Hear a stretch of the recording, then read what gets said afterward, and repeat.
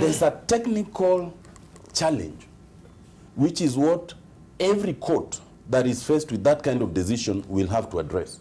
And I think which the High Court must now address as an exclusive constitutional interpretation matter in Article 182. Can I explain it? Please. Yes. Under Article 182, it defines the instances when a vacancy arises in the office of governor.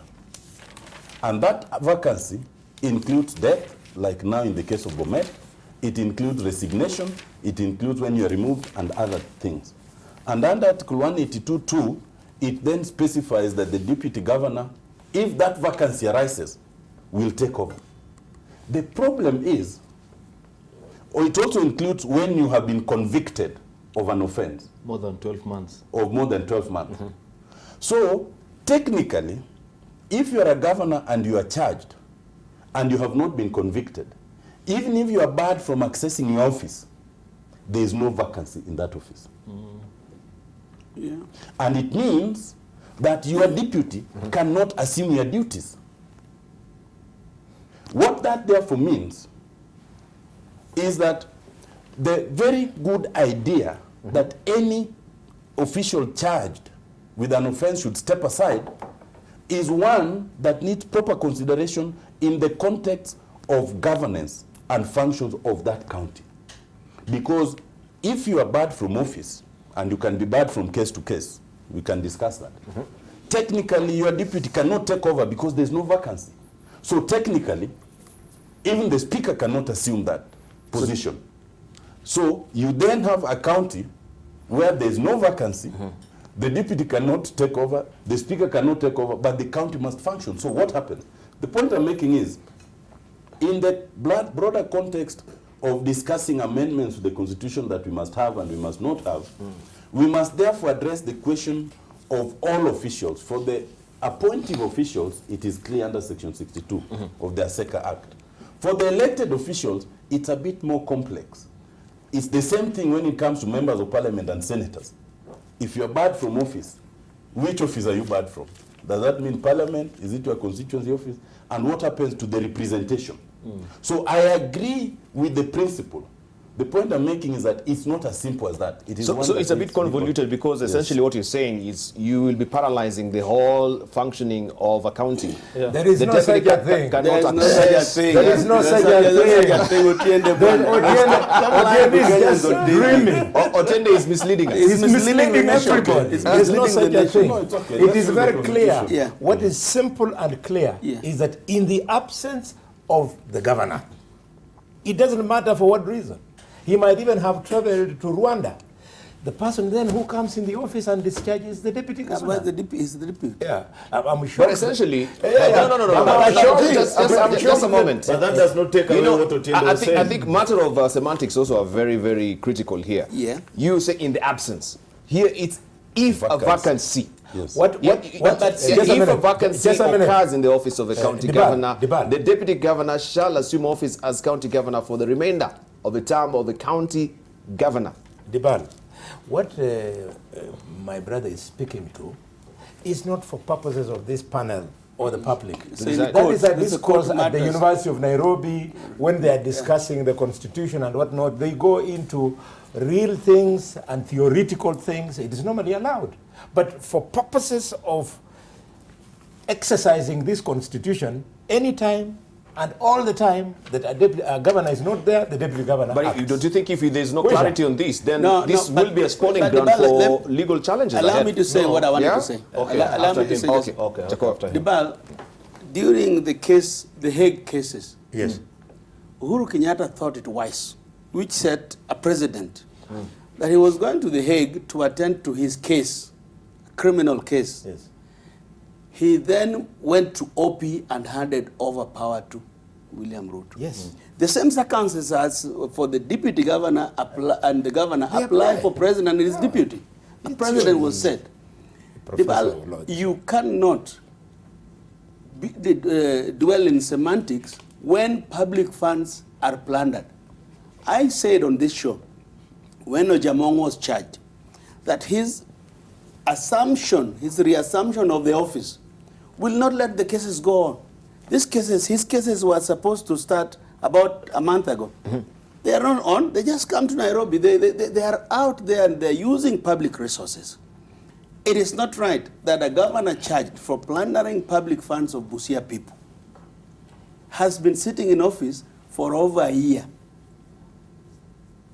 And the witnesses are in the same office with him. Something must be greater than the other one.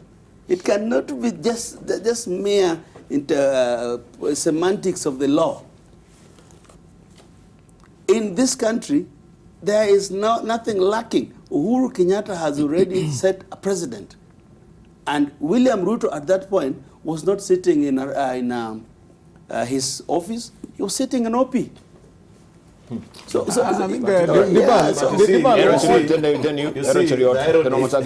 irony of that move at that particular time, much as I support it, is that the same William Ruto was still facing the same charges. Therefore, it just gives you the kind of complex. How do you deal, for example, on this one I'm squarely with Otiende, how do you deal with Article 182D that specifically speaks to instances where vacancy arises in the office of a governor?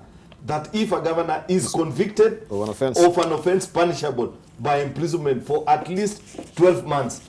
So it tells you that even it envisions even a situation where a governor is convicted, say, for 6 months into civil jail, he still doesn't lose that particular seat. That is a direct interpretation of what 182D is talking about. And there is good basis for this, Jacoyo.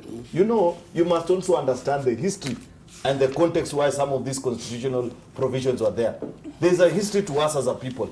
How, as Kenya, we came into putting certain provisions into our constitution. And when I see them being violated, I cannot keep quiet about it. Because even this provision for charging or producing someone in court within 24 hours, you know, it was somebody once recently told me when I was appeared in a show somewhere, that what people should know, even these people like Jacoyo, is that it was the late Nicholas Biwott who moved an amendment to the penal code back then in Parliament that allowed for the state to detain you without trial for 14 days.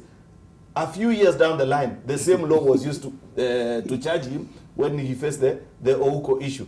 Look at the kind of challenges we are having. The discussion that we keep on having on this panel about the independence of one EACC and DPP, DCI, and how as a country, at least everybody can point to an instance where they say there's a little bit of political interference. So until such a time as we are able to sort out this issue of political interference, it is important that we respect our constitutional provisions. Take an issue of Garissa County, for example. And there's something so absurd about it that I don't know if Jacoyo, you have noticed about it, that in Garissa County, the office of EACC is investigating the county government.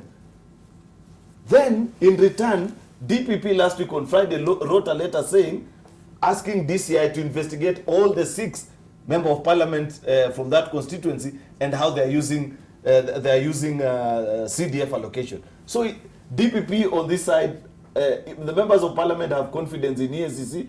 They have taken the county government. The county government has used the office of DPP to, you know, all so that convolution. It tells you about political interference in our institutions. Right. Yeah. And until such a time that we are able to be clear that these offices are operating independently, thank you, it is important to observe certain provisions. Okay, Kimani Matangi, before we come to Otiende Amollo. Yes, Dibal, maybe 3 quick comments. No, let's take 2. Well, I said 3, and I said quick. So that's the first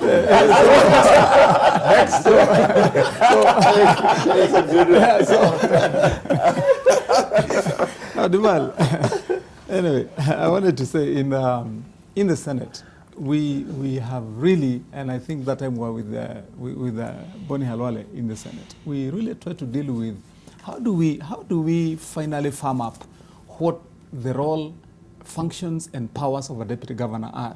And this is when we were facing a crisis in Machakos County, when the deputy governor there was claiming that indeed the governor was sending his people, withdrawing his official vehicle, locking his office, and so on. So we're asking, in the Constitution, what is the place of the deputy governor vis-a-vis the powers of the governor? But one of the areas that is very contradictory, if you like, is the provision in the Constitution that says that a deputy governor shall carry out his duties as assigned by the governor. And you know, once you have that provision, then it becomes very murky. Because you are saying that if he's not assigned duties, then he cannot carry them out. True. Now, the other bit is this, that remember we've dealt with quite a few cases of impeachment in the Senate. And then this discussion came up. So why do we have this process of impeachment for removal of office of somebody who has been given the mandate directly by the people? And then other than how does the court deal with it? And remember, when the matter of Governor Wambora, after impeachment, went to the courts, it was very, very tricky, because the courts were very hesitant to deal with it, because they were saying this provided for a mechanism to punish an errant person who has derived their power from the electorate. So I think in the course of, as Otiende said, in the course of amending our constitution, these are some of the things that we need to look at, such that we can have a clear demarcation and differentiation, such that when you're having probably a process of impeachment and the provisions for removal of office, they are completely and clearly distinct from when somebody is facing criminal charges, for example, in corruption and so on, such that the mix between the two does not get abused. Because in my view, the provision and presumption that this is how you remove, for example, a governor from office, or a deputy president, or a president, because those are provided for. And one of the sections in one of our statutes, which one is this, on the one that provides for the removal, and then this what has been used and claimed that members of parliament, governors are using to defeat the obiter dicta suggestions, as Otiende Amollo said, by Dr. Mumbi Ngugi.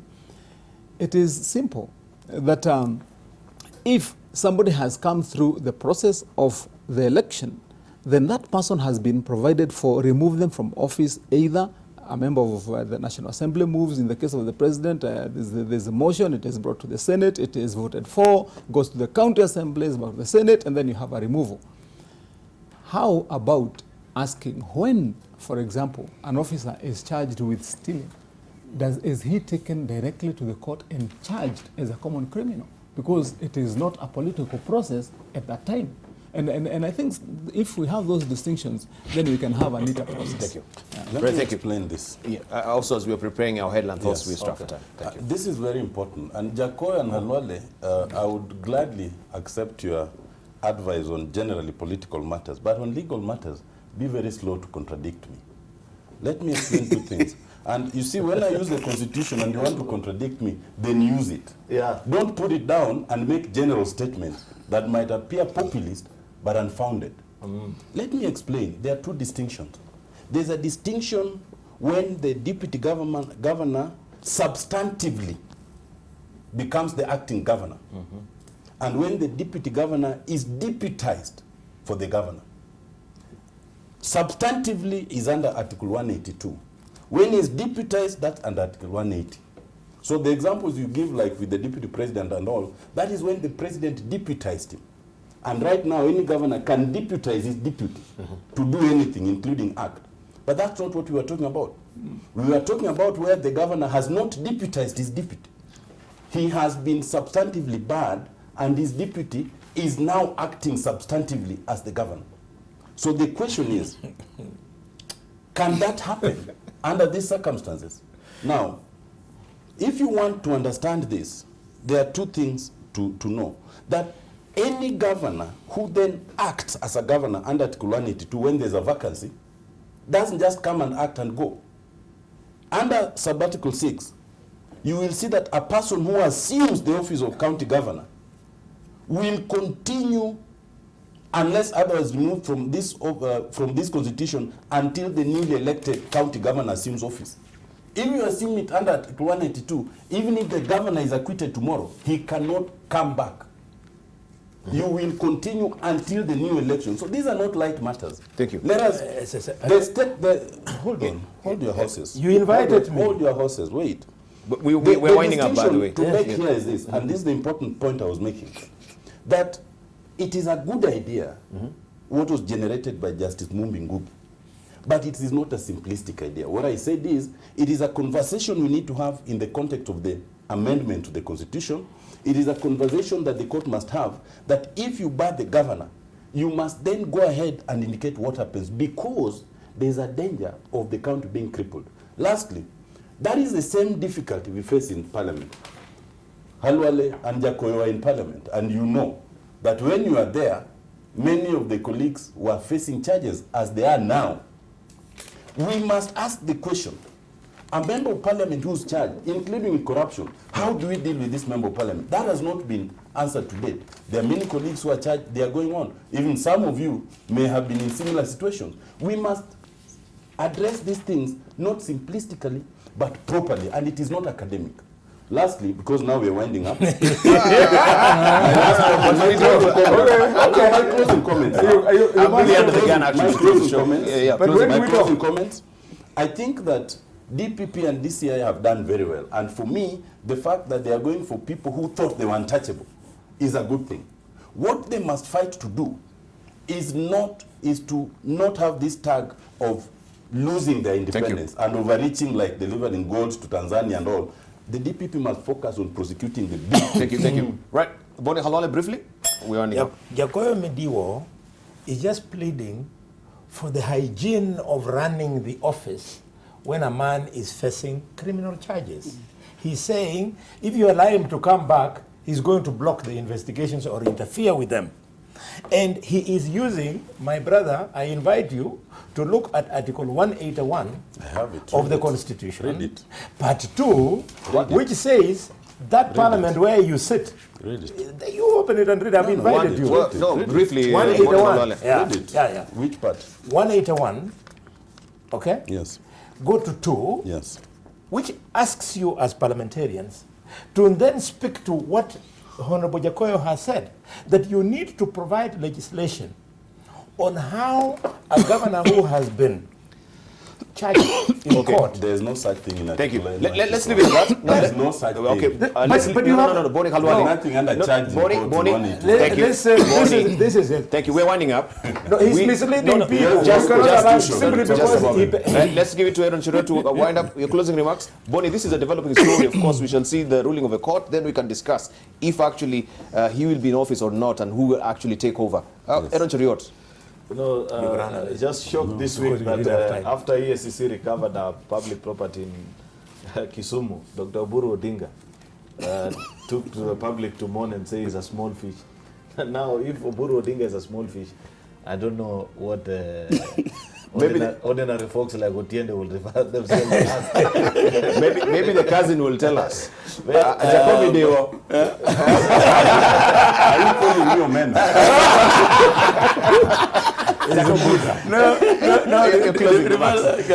The senator must be fair to me. You know my views.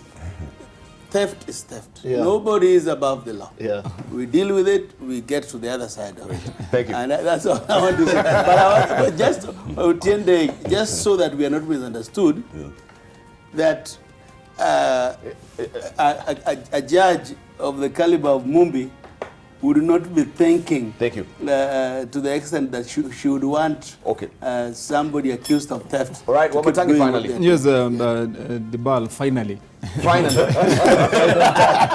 All right. Anyway, My director is on my case. On the issues that were being raised by most of us, and especially on the substantive assumption of office, I would want to urge my colleagues also to take a look at the assumption of office of county governor, which was enacted by the president. Which is enacted by the and that is my bill. Your bill. Which addresses those different scenarios. But then lastly, I think the main separation that we need to see going forward is how economic crimes are dealt with, even when they are committed by political office holders, other than or separate from sins of political nature. Thank you. That distinction needs to be there. Right.